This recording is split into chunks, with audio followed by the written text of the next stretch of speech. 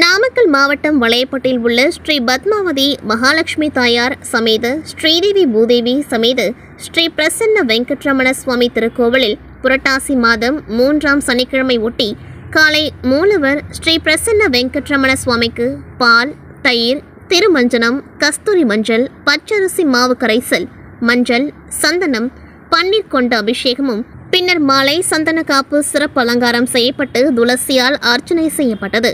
மூலவர் முன் திருக்கோடி தீபம் ஏற்றப்பட்டு திருக்கோவிலை சுற்றி வந்து கோவில் முன் அமைக்கப்பட்டுள்ள திருக்கோடி கம்பத்தில் கோவிந்தா கோவிந்தா என கவசத்துடன் திருக்கோடி தீபம் ஏற்றப்பட்டது.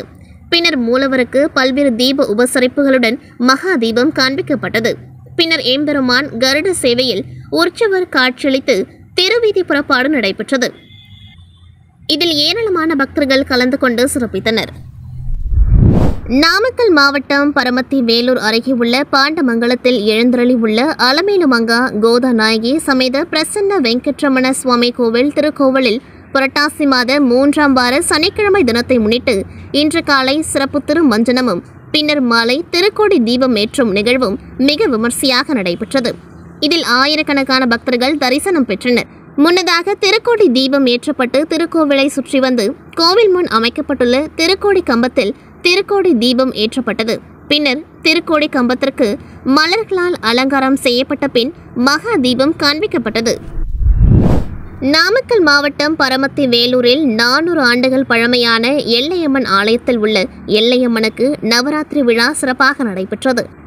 விழாவின் நிகழ்வாக எல்லையம்மன் ஆலயத்தில் 9 படிகள் கொண்ட கொலு பொம்மைகள் வைக்கப்பட்டு 9 நவசக்திக்கும் 9 கலசங்கள் ஒவ்வொரு படியிலும் வைத்து ஒவ்வொரு படியில் கலசத்தில் உள்ள சக்தி தேவிகளுக்கும் கொலு பொம்மைகளுக்கும் உதிரி பூக்களினால் அர்ச்சனை செய்தும் மகா தீப ஆராதனை காண்பிக்கப்பட்டது. அதனைத் தொடர்ந்து உற்சவர் எல்லையம்மனுக்கு மதுரை மீனாட்சி அம்மன் அலங்காரம் செய்யப்பட்டு உதிரி பூக்களினால் அர்ச்சனை செய்து மகா தீப ஆராதனையுடன் ஊஞ்சல் சேவை நடைபெற்றது. அதனைத் தொடர்ந்து மூலவர் சுதை சிற்பத்தில் உள்ள அம்மன் மற்றும் எல்லையம்மனுக்கு உதிரி பூக்களின் அர்ச்சனை செய்து மகா தீப ஆராதனை காண்பிக்கப்பட்டது. விழாவில் கலந்து கொண்ட அனைவருக்கும் அன்னதானமும் பிரசாதமும் வழங்கப்பட்டது.